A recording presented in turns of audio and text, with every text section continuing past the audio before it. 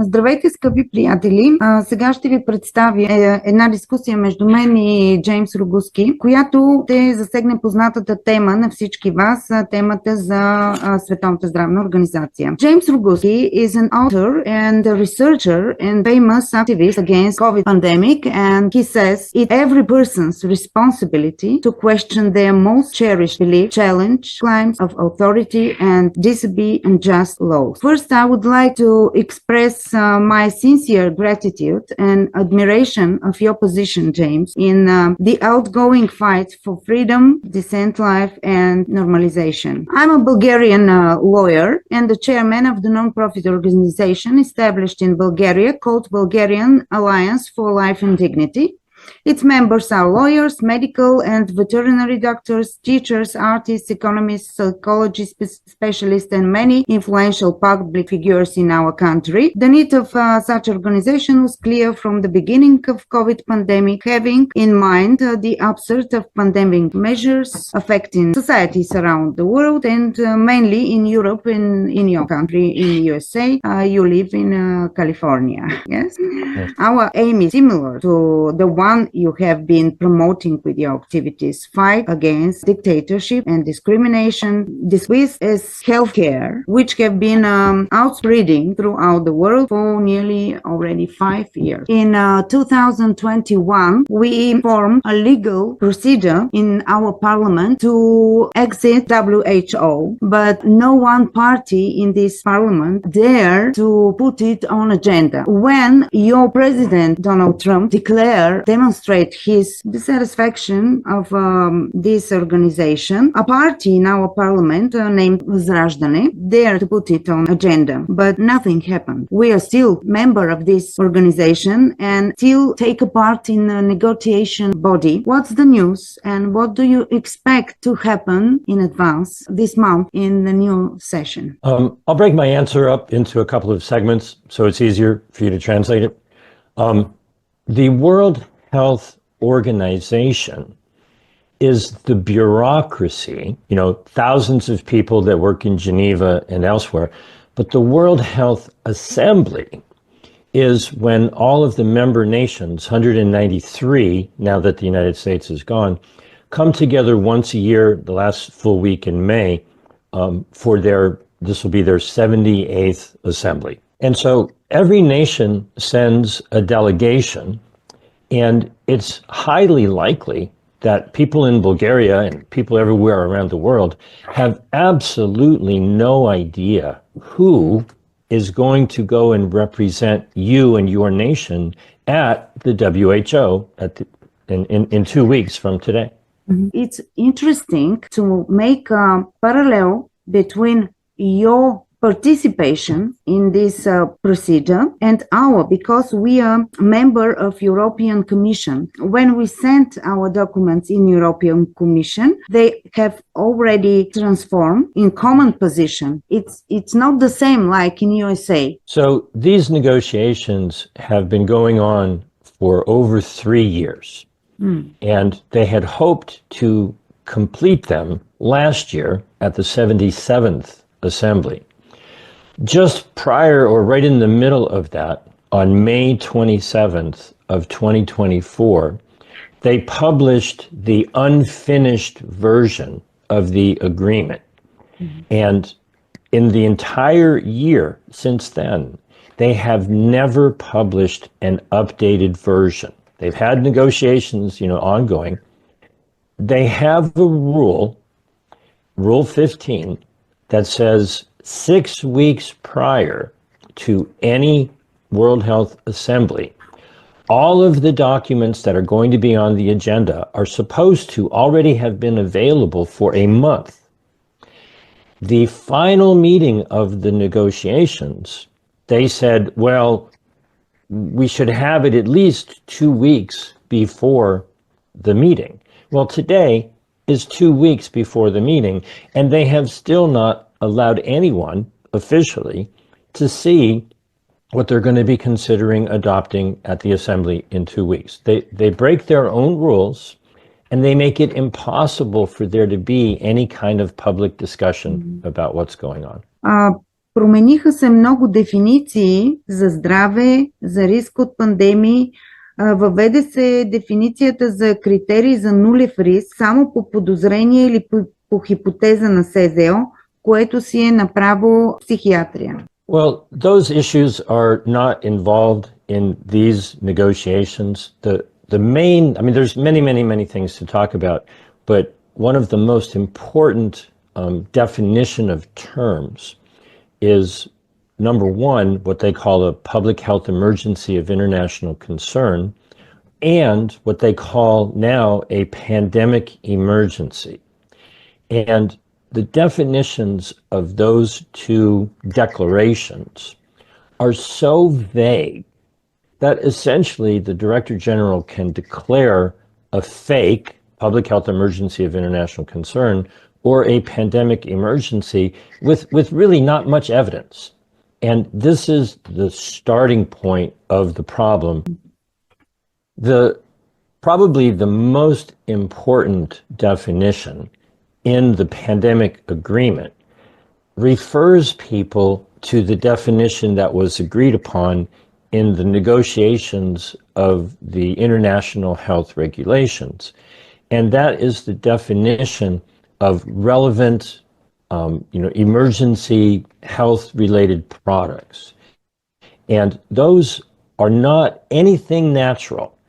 It is completely all pharmaceutical products, testing, drugs, injections, biological products, and devices, things like ventilators.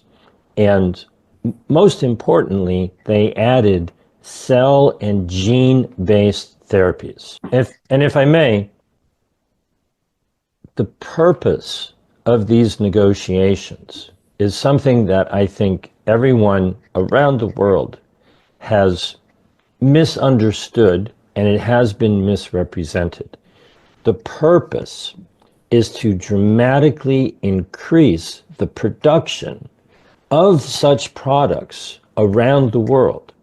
The reason these negotiations happened is the poor nations were unhappy with the wealthier nations hoarding the drugs and the tests and the jabs and everything else. And it's based on a faulty premise. These products do not work. They do not improve people's health. They harm people.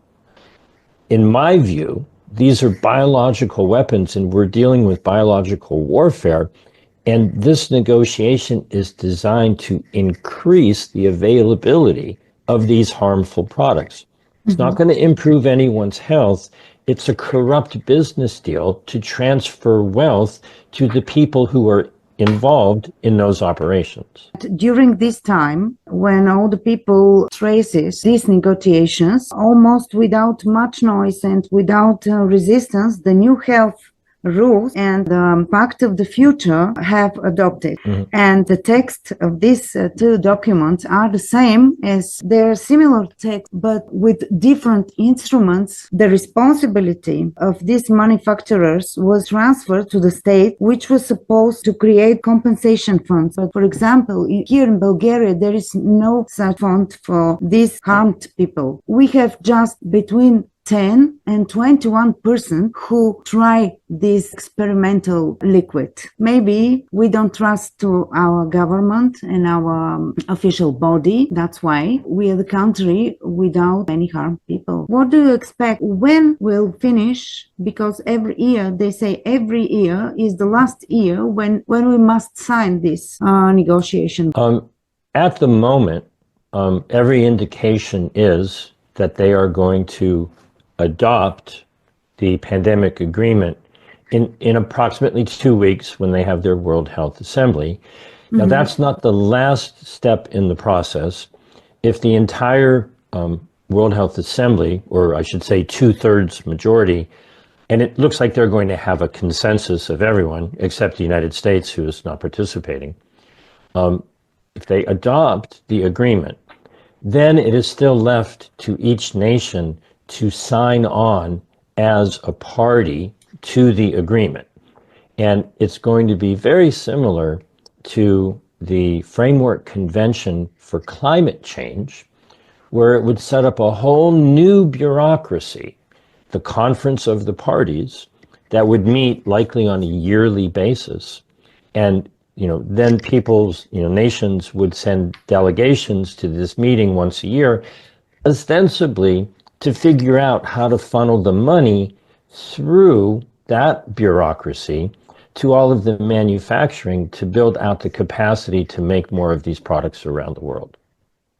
So it still would need the signature to become a party to the agreement that they may adopt in 2 weeks. Независимо, че една държава не подписва споразумението, ако тя се явява съседна на държава, която го е подписала, тя ще бъде засегната от действието на споразумението. Най-малко ще бъдат затворени граници. I'm not 100% sure of the question. There has been a lot of confusion about travel and things like that. I don't know if you're thinking about that sort of thing. Those are not involved in this. Those are all, internal to the country.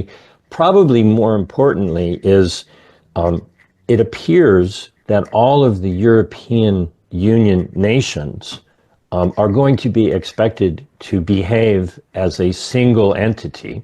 And, there's going to be a lot of pressure from the European Commission to get all of the European nations to sign on. Again, there's a huge misunderstanding about this agreement. It's a business deal to funnel money, to take money from wealthier nations to build the capacities to manufacture tests and drugs and jabs and gene therapies all around the world. So the most likely way it's going to affect wealthier nations, European nations, is money is going to be given through this Conference of the Parties to develop that manufacturing capacity, distribution capacity, access to pathogens, and this network, right, that most likely is only designed to make more profit for big pharma and not really improve the health of the people around the world. Това, което аз мисля, че бави приключването на преговорите в момента, че държавите са разделени на два лагера, които се карат за финансови възможности след действие на споразумение. Единия лагер е на глобалния юг, а другия лагер е на единомислещите развити държави. Когато се сближат финансовите им позиции, може би ще бъде подписано споразумение. Well, about 3 weeks ago, the negotiators came to a final agreement. And, all of the text in the document is highlighted in green, which is their code for it has been agreed upon. And so while, I have a glimmer of a hope that there will be, disagreement, it looks very much like a done deal. And so the problem is that they have not allowed us to see it. And people, have not had the opportunity to comment, and unknown delegates are going to be going to, speak on our behalf, and they are very likely to just go along with, especially in Europe, what the European Commission recommends, and it'll take a miracle for them to not adopt it in 2 weeks. And so I believe in miracles, but it's going to take an awful lot of prayer to get that to happen, because it very much looks like they've already reached those agreements. They've settled all those differences. Прехвърлиха отговорността от производителите на ваксини на държавите и по този начин лишиха хората от възможност да водят наказателни процеси, а е трудно в един граждански процес да се докаже вината на производителя, когато не е известно какво има в ваксини. I very much agree. 2 days ago I published a work that is mostly appropriate to the United States. It's called repealtheprepact.com. And so in the United States, it's very clear, because 20 years ago, they passed a law that gave all of this legal protection to not just the pharmaceutical companies, but hospitals and doctors and so forth. In other countries, it can be more confusing because those protections are not necessarily in just one law. You have the European Commission and the European Union law to deal with, and then there's all of the individual contracts where it may have been agreed upon there. And so I personally believe that it is an absolute abomination to say that, companies are not responsible for the harm. They don't have any type of responsibility. This is something that everyone around the world really needs to pay attention to, because it's a license to commit crime. And you know what? I believe totally in your freedoms. I do. Bree, you got to do what you have to do. But I recommend take the vaccines. I did it. It's good. Take the vaccines. Both the president and I are vaxxed. And did you get the booster? Yes. I got it. We also have the head of Pfizer here, so I want to thank him. One of the great people, one of the great businessmen. Thank you, Albert. Thank you. Thank you very much. In view of the above and all political situation, global political situation, what is your opinion? Can these two global players, two presidents, the president of the United States and the president of Russia, can stop the process? Is there any way to do that? Do you believe?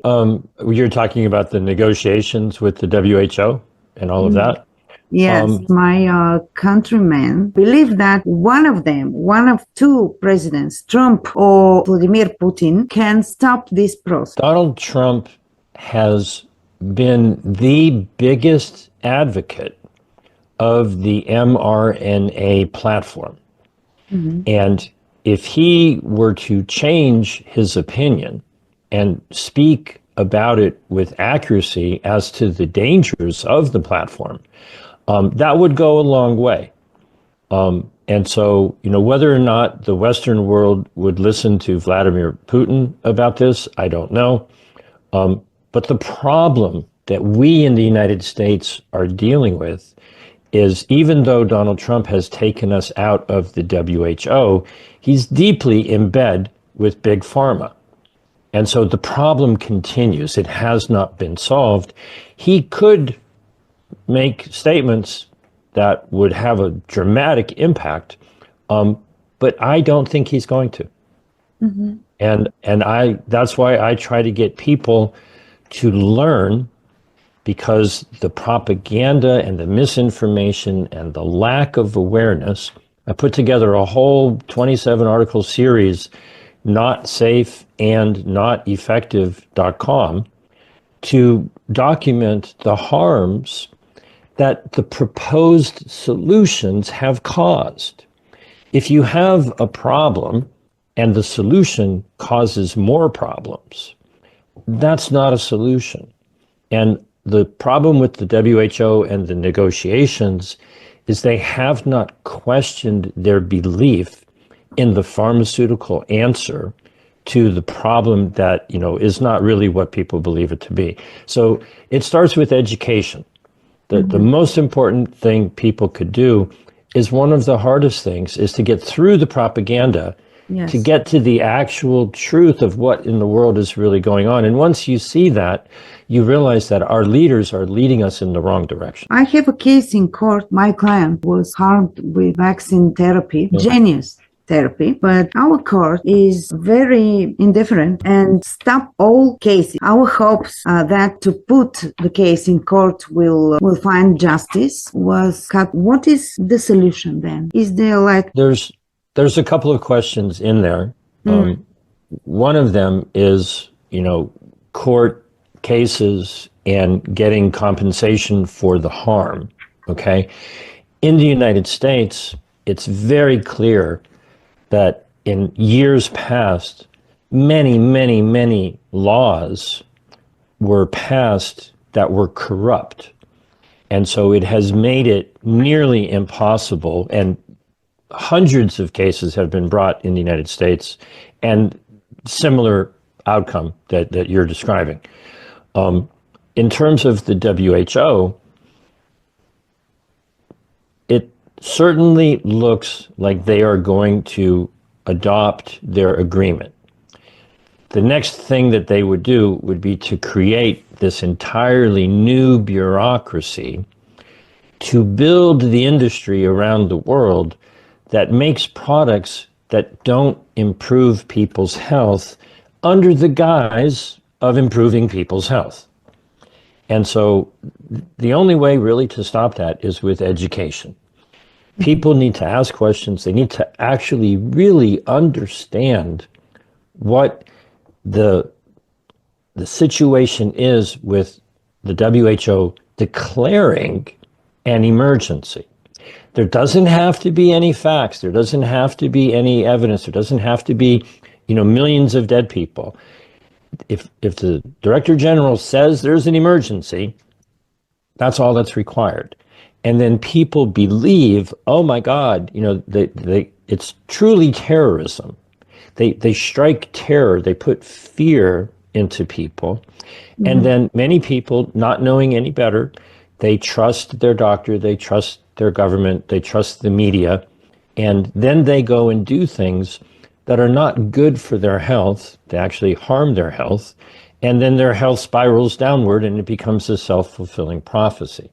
And so the only way around that, the only way to stop that is with education. People need to realize that they are being misinformed by people that are in government, in the media, in the medical establishment, and that what it takes to truly be healthy, emergency, crisis or not, is not what big pharma is really trying to do. And so it's not an easy solution. It's easy to understand, but it takes work to get people to undo decades worth of propaganda. Bulgaria may be better off because you've experienced, that type of issue in the past, and people are maybe still aware of it. Mm-hmm. But the real issue is what people believe is what decides their choices.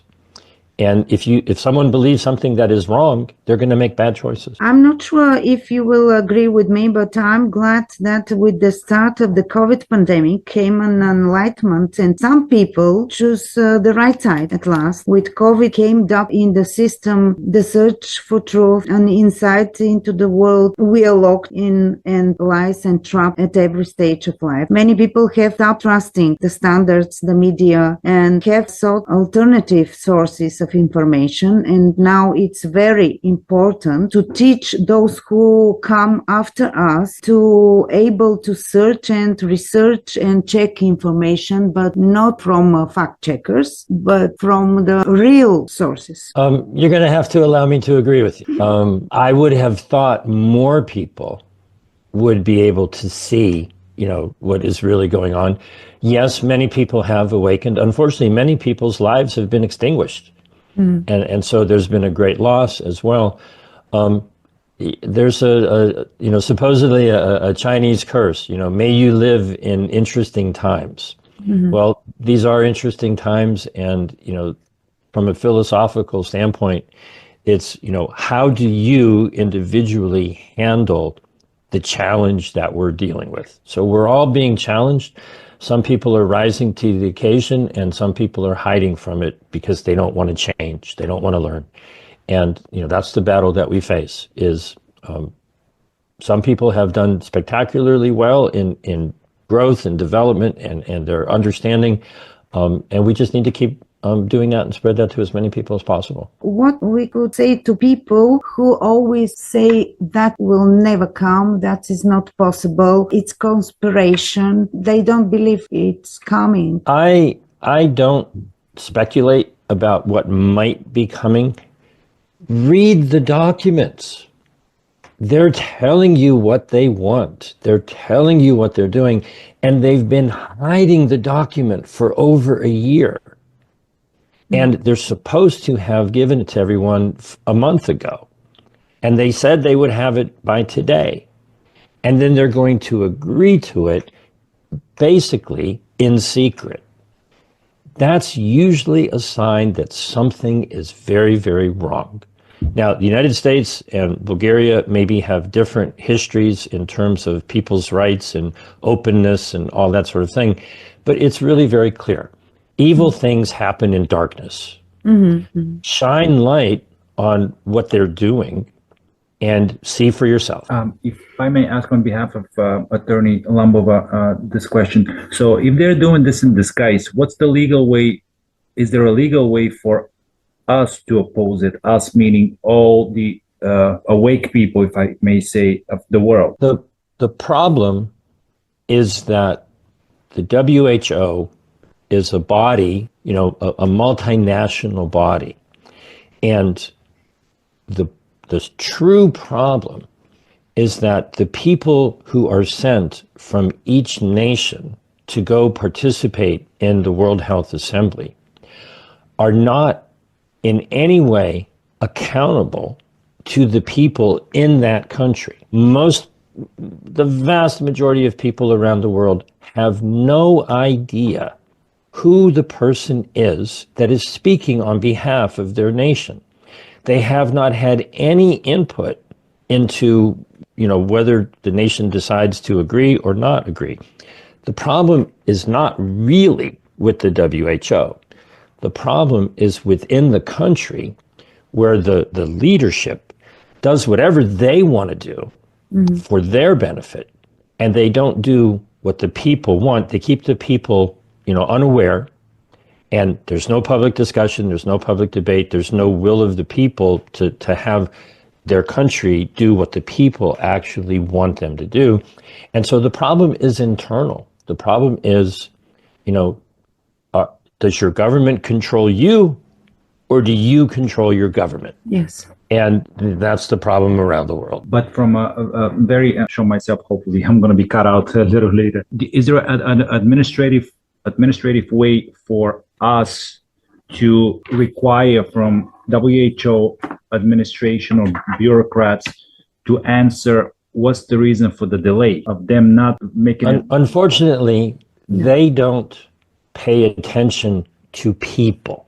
Yes. The only way would be for you to have your delegate in the meeting raise the issue, okay? And the problem is your delegate doesn't listen to you either, okay? And so what it comes down to is they are an assembly of nations.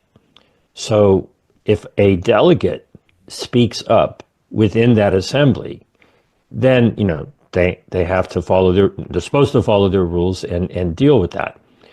The problem is, we have to get each of our nations to get our delegates to do what we want. Well, in the United States, we got Donald Trump to leave. Тръмп подписа указ, отменящ решението на Байден. Така новият президент на САЩ Доналд Тръмп с един от първите си укази отмени решението на своя предшественик Джо Байден. В деня на встъпването си в длъжност, Тръмп подписа указ за изтегляне на САЩ от СЗО. Освен това, Тръмп обвини СЗО, че работи неефективно. Нейните препоръки не са от полза. Пандемията не може да бъде предотвратена. САЩ ще се справят и без СЗО, а Русия продължава послушно да плаща. And leave the negotiations, leave the WHO. It's a year-long process. It won't end until January of next year. The people need to get control of their government and their delegates if you want to have any influence in the WHO. And quite frankly, the easiest thing is to leave the organization because it's not serving the health of the people around the world. It's redistributing wealth amongst those who participate in big pharma. Solution is if these negotiations become global law to disobey unjust law. These are not about unjust laws. This is a corrupt business deal to funnel money in an avenue that personally I think detracts from people's health. It makes them less healthy. Okay? The simple answer is to get your government to realize that the WHO is just doing the bidding of the businesses that sell pharmaceutical products. That's not the same as trying to improve the health of the world. They've lost their mission, and there's this fundamental change in how they are behaving, and under the Treaty on Treaties, that's enough reason to just walk away from the WHO, which is what I've been advocating for several years now.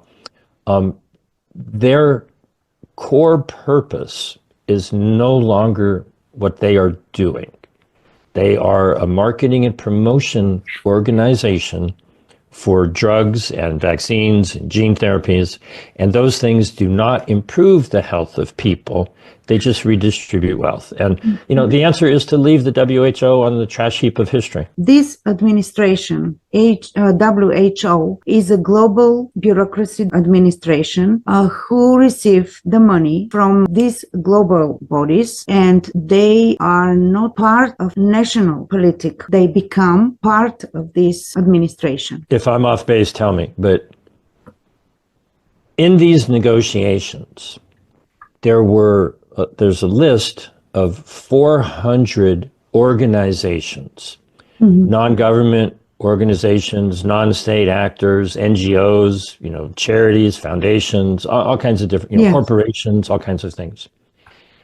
They are given access primarily because they either get contracts and do the bidding of the WHO, or they donate a lot of money that can get funneled into the contracts to do the bidding of the WHO.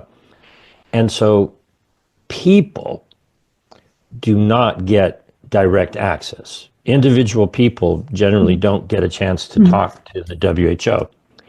And so what has happened is it was supposed to be that the World Health Assembly, the 190 plus nations, when they met once a year, the decisions that were made by the World Health Assembly is the governing body of the bureaucracy that is the World Health Organization, assembly and organization. But what has actually happened is most of the money is being donated either by nations donating more than they're obligated, and the European Commission and so forth, and all of these other relevant stakeholders donate millions and millions of dollars, and they direct how that money is to be spent. And that is kind of sort of the definition of corruption. It's not doing the will of the members, it's doing the will of the donors. Yes. And so the nations and the people that they represent have been pushed aside, and the moneyed interests are running the show. And for that reason alone, it should just be thrown onto the trash heap of history. It has become corrupted. It has lost its purpose. It is not doing what the nations and the people that those nations, you know, delegates represent. It's not doing our bidding. It's doing the bidding of whoever pays the bill. And I don't think it can be saved. I don't think it can be reformed, because the people who have gained control of it are not going to let go. I would also like to find, I completely agree with you, and thank you for reiterating that for the Bulgarian public, because a lot of people are live in a delusion that this is not happening. They don't see the real facts behind it, which you have revealed it. It's the monetary, the financial interest. And I do believe that the way to protect ourselves and the future generation is through enlightenment, sharing, etc. My worry is if they try to imply mandates as they did during the so-called pandemic, COVID pandemic, The WHO has absolutely no authority to mandate anything. They never did, they never said they did, and they never have, okay? All of those things happen locally. The way they play this game is to blame each other, okay? Yes. The nations or the locality, you know, the municipality or province or however a nation is divided, say, oh, well, we have to do this because the WHO recommends it. That's not an obligation, but in people's mind, they twist it. And so the nations blame the WHO. The WHO says, hey, we were just making a recommendation. We didn't order you to do it. And this happens on every level. It is presented to people as you have to because somebody else said so. Mm-hmm. And when you go to try to figure out, do you really have the authority to do that? Everybody blames everybody else. Yes. And so it's the game that they play continuously. Mm. And when people can see through it, you understand that the WHO does not have authority to mandate your nation or your province or your city or however your government is structured. Your laws are most likely already corrupted. Yes. And it's your laws that give the illusion that the political, appointed minister of health or whatever it might be, authority may have been given in law for them to do things that are horrible. Some of the laws that I've read around the world, United States, Canada, Australia, wherever, are absolutely horrific. And when people actually stop and do their research and they read what the law says, it's our own laws that facilitate the abuse of our own people. Mm. And then everybody blames everybody else. But what needs to happen is the laws need to be examined and they need to be changed to protect the people rather than allow the politicians and government officials to abuse the people. The local laws often give the emergency powers, and local officials abuse their own people, and they go, oh, well, the WHO made us do it. And that's not true. What is mostly true is that local tyrants abuse their own people, and they look for somebody else to blame. How lucky is for you to represent the United States in the WHO, for your opinion to be heard? You as a protector, defender of the people in US and all over the world, how likely is for you? In regards to the WHO, it's kind of a moot point for the most part at this time, because Trump has done what we wanted and he has started the process of exiting. So there are no negotiations. We're not sending a delegate. We're leaving. Okay. Congratulations. They have both been absolutely, completely, and totally silent about the international health regulations and the amendments that can still be rejected by every nation on the planet. And so it is horrible, in my view, that nobody's talking about that. But that deadline is July 19th, whereas the World Health Assembly is 2 weeks from now. So that's a battle for the future, even though it started first. The pandemic agreement is, right 2 weeks away. But they haven't said anything. Around the world, every nation still has the opportunity to reject the amendments. Mm-hmm. And if you ask anyone on the street, do you have any idea what I'm talking about? People have absolutely no idea. And they're intertwined. And if the amendments were to be rejected, it would damage the agreement because they are interconnected. It again, bottom line, it starts with a lack of awareness. They have done everything they could to confuse people and keep this secret. To this day, officially, they have not provided the finished document, and they're only obligated to provide it in 6 languages, English, Spanish, French, Russian, Arabic, and Chinese. So all of the people around the world who speak other than those languages, they're left in the dark. Yes, you can translate things with, various computer-based systems and so forth, but, it normally doesn't happen. And certainly a lot gets lost in those translations.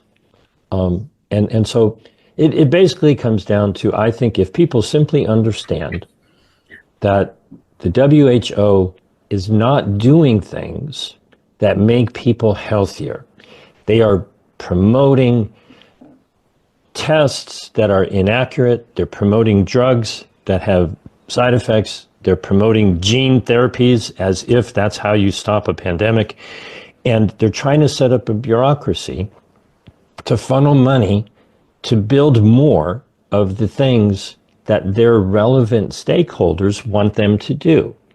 They're not listening to me, they're not listening to you, and they're not listening to the people who are watching this video. And for that reason alone, you know, they are not serving the purpose that they were originally intended to serve. At the end of discussion, I want to thank you and hope we will see you again. Anytime. Thank you very much again. Thanks for having me. I appreciate it. Nice to meet you. And anytime, just let me know. I'll be more than happy to talk to you again.